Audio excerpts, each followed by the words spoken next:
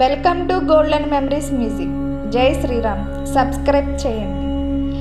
మనము ఇప్పుడు జీవిస్తున్న ఈ కాలాన్ని పురాణాలు కలియుగం అని పిలుస్తాయి. కానీ ఈ కలియుగం చివరిలో భూమిపై ఏమి జరుగుతుందో తెలుసా?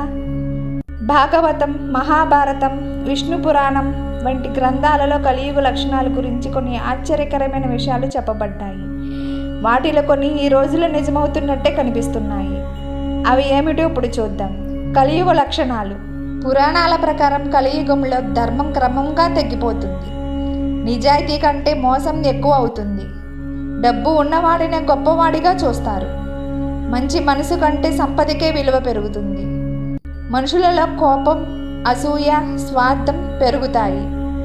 చిన్న చిన్న విషయాలకే గొడవలు పెరుగుతాయి. బంధాలు బలహీనమవుతాయి. కుటుంబాలలో ప్రేమ తగ్గిపోతుంది. ఇది కేవలం పురాణాలనే కాదు, ఇప్పుడు కూడా మనం చూస్తున్న నిజంలానే అనిపిస్తుంది.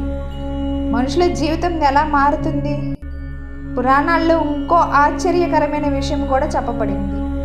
కలియుగంలో మనుషుల ఆయుష్ క్రమంగా తగ్గిపోతుందని. మానసిక ప్రశాంతత తగ్గిపోతుంది. మనుషులు ప్రకృతికి దూరమై కృత్రిమ జీవితానికి అలవాటు పడతారు. రోజంతా ఫోన్లు, కోపం, ఒత్తిడి, పోలికల మధ్య జీవితం పెరిగిపోతుంది. సంతోషం కోసం బయటకు వెళుతారు, కానీ మనశ్శాంతి మాత్రం దొరకదు. కల్కి అవతారం. పురాణాల ప్రకారం కలియుగం చివరి దశలో విష్ణుమూర్తి కల్కి అవతారంగా భూమిపైకి వస్తారని చెబుతారు.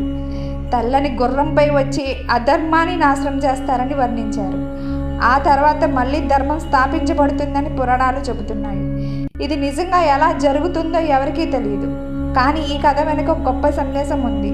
కలియుగం అంటే కేవలం బయట ప్రపంచం కాదు, మనలోని కోపం, అసూయ, స్వార్థం కూడా కలియుగమే.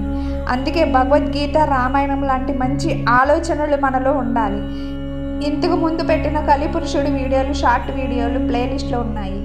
ఆ వీడియోలు కూడా తప్పకుండా చూడండి. ఇలాంటి ఆధ్యాత్మిక పురాణ రహస్యాల కోసం మన golden memories devotional channel subscribe చేయండి. ఈ వీడియో మీకు నచ్చినట్లయితే లైక్ చేయండి, షేర్ చేయండి, సబ్స్క్రైబ్ చేయండి. కామెంట్ బాక్స్లో మీ అభిప్రాయాన్ని తెలియజేయండి. జై శ్రీరామ్.